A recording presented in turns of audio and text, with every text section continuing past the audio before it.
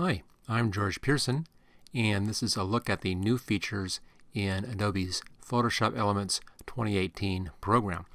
If you enjoy this video, make sure you click that like button and also subscribe to my channel. If you really want to learn how to use Photoshop Elements, take a look at the complete training and you'll find links for that in the description. Okay, let's get to it.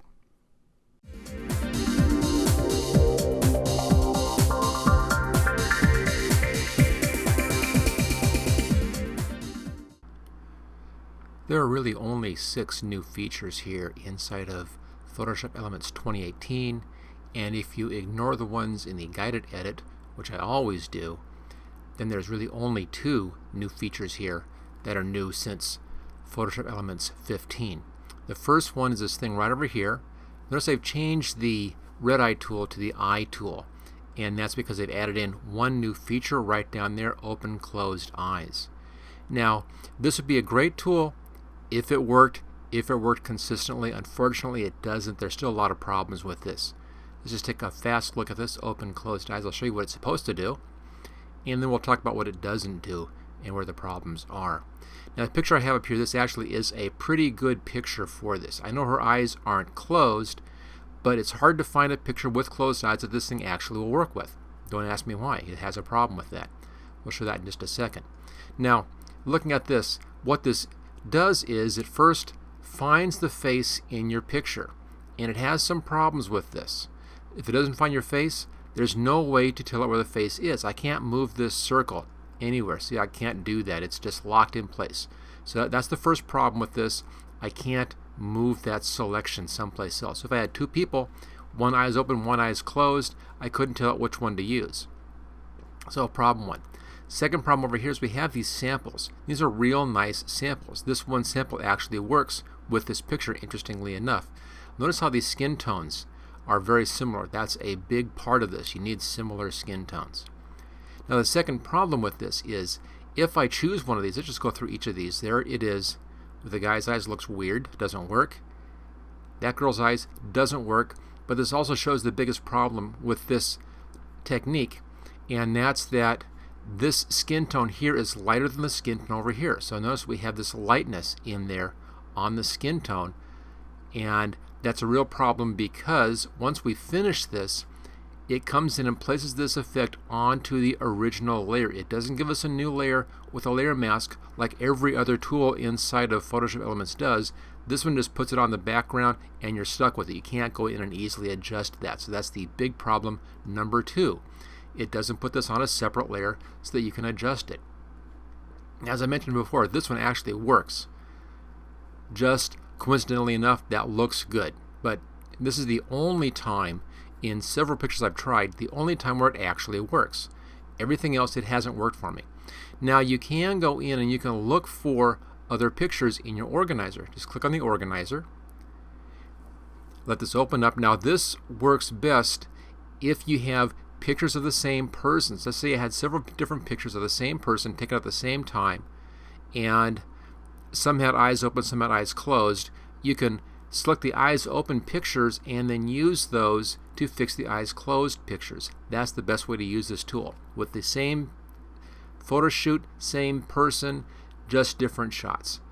Also works out very well in group shots if it can find the one with the closed eyes, which is a question. Okay, here we go. There's a person right there. I'll check that one. Let's come down a little bit. There's a person there. Notice that this person is straight on. Image is straight on. And this person up here, the image is straight on. These work well if you're going to a picture with a straight on face. So the orientation of the face should match the orientation of the person you're matching this to. It's not very good if that doesn't. This would almost work, but one eye is covered by the hair, so it's not going to even see that person. This won't work at all. So ignore these side profile shots. They simply won't work with this tool. Okay, so we have a couple in here, and I'll leave it at that. Choose Done. It then brings those into the program. And notice what it did. It removed the ones that were there before and it leaves us with these 2 new ones. Now you'd say, okay, that's fine if I can easily bring those other ones back up again, but you can't. There's no way to get those back. unless you reset all of the settings inside of Photoshop Elements the next time you open up Elements, which is going to change all the rest of your settings as well. That will bring back those original 4. There's no other way I could find to do that. But we can do this. Now, also, if I use one of these on here, when I close this down and reopen it, I'm only going to see the one that I used. It'll get rid of everything else. So each time you open this up, you have to re-find all your pictures from the organizer or your computer. Start all over again. There's no option anywhere down here to save a set of faces once you have found those faces. That's a real big problem. That's the big problem number 3. So 3 huge problems with this new tool, which in my mind makes it basically useless. So here we go. Looks at those eyes. Not too good. Notice that I can't go back to the ones that I liked because they're no longer here, and I can't find them on the computer. I can't find them in the organizer. They're just gone. If I reset, it goes back to the original. I still don't get those other 4 pictures back again. Even though one worked great, I can't get back to it very easily. So even though this tool kind of works, sometimes, again, it only works on this one face, it doesn't work consistently. Let me show you one more example of that. Let me just bring up an open or a recent picture here. There we go. Pretty easy to see. We have a girl lying down here. Her face is real easy to spot. Her eyes are definitely closed. I don't see any problem with this picture. Let's click on Open Closed Eyes. It goes through, it finds the face, and it allows you to change those eyes. So there we go. Look at that. It's strange this time. It got rid of the last 4 pictures and last 2 rather, and brought these back again. First time I've seen that. It hasn't done that before, so something new. We're back to those again. Okay, any case, let's see how it selected that face. Now look at that. It didn't. It selected this part of her sleeve up here. It decided that those 2 dots on her sleeve are the face, not her face. If I chose this, I get her eyes on those 2 dots. Not exactly the way this thing should be working. And again, I have no way to move that circle and tell it where the face is. Other different tools inside of Photoshop Elements, you can do that. You can say, okay, here's the face. It will then find the face for you. You can't do that with this tool. So it looks to me like they haven't finished building this yet. They stuck it in here just to help sell the program. It's not ready yet, and it really is basically useless. So there we go. That's big problem number 1. So one of our 2 tools doesn't work. Okay, second new tool over here, and it's this tool right down here, the auto selection. I was really excited about this, being able to select something out of a picture real quickly without having to go through and manually find the edges and all that kind of stuff, which takes a long time but is very important for a lot of different techniques. With this, you make a selection, and then Photoshop Elements goes in, finds the edge inside that selection, and makes your selection. Let's just do it real easy here. I'll grab the lasso tool, and let's just make a nice little selection right around her hair. Now, this is actually pretty easy. The background is just about the same values throughout. It's all different colors from the foreground, so it should separate very easily. I'll do that. We'll let it figure it out. It's thinking right now. And there's the selection that it has made. And I can show you the problems right away. Let's just zoom in bottom left-hand corner. Even though I included that in my selection, the auto selection cut that corner off. It cut off a bunch of stuff in here. It missed those edges. It missed edges down there. It missed a bunch of stuff right there. If we scroll up, it missed part of the shoulder. It missed a bit of the hair in here.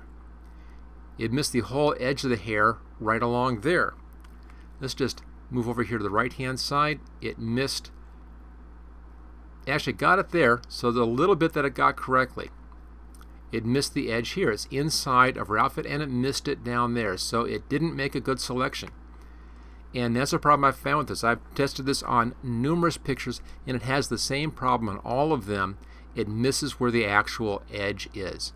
Now, if I use this as a layer mask, just do a nice fast layer mask right there. There's our layer mask. And if I do a real bright color, I'm just going to take this layer. Let's double click on this. There we go. So back to our original picture. We've unselected that selection. Let's now make a new layer in here. Drag it underneath. I'll put a bright green on this, just right in the middle, bright green. There we go. Let's fill this back with a bright green. And now you can easily see how it has mist on this selection. Mist all across the bottom. That should have been easy. It should have known that I didn't want to have that thing selected. It missed right in here. If we scroll up, it really cut into the hair, kind of jagged, kind of rough. Go to the top up here and to the left, it missed up there. If I just scroll down here, didn't do too well here. Really messed up over here. Okay, so not so good. I'm going to just back up a couple of steps here. Let's just back up to our previous step on this. There's a layer mask. There's the auto selection. We're back to the original setting, back to our fit screen. Let's say you wanted to use a different technique to do this. We'll try something else. I'll just try our quick selection tool, and I'll just begin dragging up around here with the quick selection tool. Drag over here. There we go. It took me just a moment to do that. Let's check these edges first. I'll invert the selection. Inverse. There we go. So she's now selected. Let's take a look at these edges. Notice how it missed the bottom here. It missed the same stuff over there. It missed that same piece over here. It missed it right here. So you can see what they've done very quickly here. They are using this quick selection tool here as the basis to make its selection. It even, even this did better across the bottom than that auto selection. Let's just deselect this, and we'll switch over here to something else. I'll use a magic wand. Little magic wand there, little magic wand up here. Let's set this to add. And I'll do a few adds on the magic wand. Aside from some of those little spots out there, this was just as fast, and it did better. It missed a little piece here. It missed a little piece here. It did better on the hair. It did better over here. This edge is a lot better. If I zoom in here, the edge is a lot tighter. Notice how it didn't come into that on this edge. It didn't come in on the edge. It did a better job on the hair.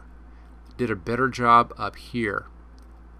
Did a better job on the left-hand side and on the right-hand side. It missed right there, but that's easy to fix. And it missed one spot there. So the magic wand is just as fast and does a better job. So there's really not much use on that tool. Now, if you want to use it, if you want to play with it, let me show you that. The only way to work with this, you make your selection. Here's my lasso tool. Actually, I'll use the other tool this time, rectangle. This is what they show in their examples. I'll just pull a rectangle around the figure like that. We'll let it think about it. It still missed those spots. What they recommend is using the refine edge to fix that. I'll click on the refine edge. I always like having my view mode here set at overlay. There we go. There's my overlay brush. Let's just bring the brush size up a bit here. That's better. And I'll brush over these areas where it missed. Okay, it fixed that, but it's a little bit of transparency showing in here now. Let's try over in here. We see more of that, but there's transparency now happening. If I come up in here, try to fix that edge, it's not fixing that for me at all. So this tool isn't working. The refine edge is not working on this figure. I can fix some of the hair. This, of course, is where the refine edge tool really is great anyway. And I use this all the time when I'm working on hair because it's so good at this. There we go. I'll try to fix that spot down here. Kind of works up there. Let's just put this to a new layer with a layer mask. Choose OK. Here's my new layer. Let's go back down here to our background layer. New layer. Let's fill this with green. And let's zoom in and see what we had here. Notice that the refine edge didn't fix that. It just made that worse. Go over here to the right hand side. The hair, of course, is okay because the refine edge is good at that. The sleeve on this side is transparent. You can see that green through that sleeve. So to fix those things, I would have to go back and fix my layer mask to fix all this stuff. And frankly, if I'm taking that much work to fix an auto tool, then I might as well just do it the hard way, like I always do, and show in all of my training here on YouTube. So again, real serious problems with this tool. It really doesn't work out well, and I've seen much worse in other things I've tried, so it doesn't work in my personal opinion. So second tool, new tool here, 2018, doesn't work. Okay, so our two main tools don't work. Let's now take a look at the guided edit options. As I mentioned, I normally don't use these tools because I prefer doing things over in expert mode, doing it by hand where I have a lot more control. There are just a few things in here. Let's look at special edits first. There's a replace background. It allows you to quickly mask out a foreground figure and change the background. This uses this auto selection tool to do this. So it has the exact same problems that the auto selection tool has, so it doesn't work. Everything else here is pretty much the same. We have a little thing down here, watercolor effect. It just applies a couple filters onto your image, and you can do a better job manually over on the expert mode than that. It's really not very good. So let's go here to Fun Edit. We have this shape overlay. It allows you to overlay a shape onto your picture and then change the effects inside the shape and outside of the shape. Nothing special about this. You can do this faster and better over in expert mode, just using shapes and a couple of layers. So nothing special in here, nothing really groundbreaking as far as these new tools are concerned. They have a double exposure here, which is, well, all it does is it takes one picture and puts it on top of the other one and changes your opacity on the top layer. Not a very good way to do a double exposure. It's just pretty bad. So there you go. I don't see anything in here that they've added in version 2018 that's any good or any use at all. These two new tools, I'm going to stay away from these. They really just don't work yet. Maybe in version 2019, in a year, they'll fix these things. They'll finally finish working on them. They'll finish coding them, and they'll work properly in the next version. If so, I'll tell you about that next year, next October. So the real question now is, should you upgrade to Photoshop Elements 2018? Okay, if you are upgrading from Photoshop Elements 15, don't upgrade. It's not worth the price. It's not worth anything, actually. You have everything else except for these new features, and the new features don't work. So if you have 20 or Photoshop Elements 15, don't bother upgrading to 2018. It's not worth it. If you have Photoshop Elements 14, then you may want to do the upgrade for some things that were added in version 15. And that's up here. We have the real nice groups, layer groups, allowing you to organize your groups. That's a great tool. I love that tool. And up here, under Enhance, we have Adjust Facial Features, which is an absolutely magical tool. This was added in version 15. That's worth the upgrade right there. There's also a crop option down here, this perspective crop. Right there, it allows you to do some really neat perspective cropping. If you're working with architectural images, great tool. So for those three things, these were added in version 15. The perspective crop tool, up here under Enhance, the Adjust Facial Features, and over here on the layers, we have the layer groups right there. For these three new tools, it's worth it to upgrade from version 14 up to the new version 2018. Notice that they've actually changed the numbers as well. It's not version 16, it's now 2018. They're just calling it 2018. If you look at the help file and you go to About Photoshop Elements, you'll see here it's still version 16. So they're still calling it 16, but they're calling it 2018 in all their advertising copy. Don't ask me why they made that little change. But there you go. So that's my recommendation. Let me just bring back a good picture here. There we are. So my recommendation on this program, if you have Photoshop Elements 15, wait for the next version, which will be coming out next year in 2019.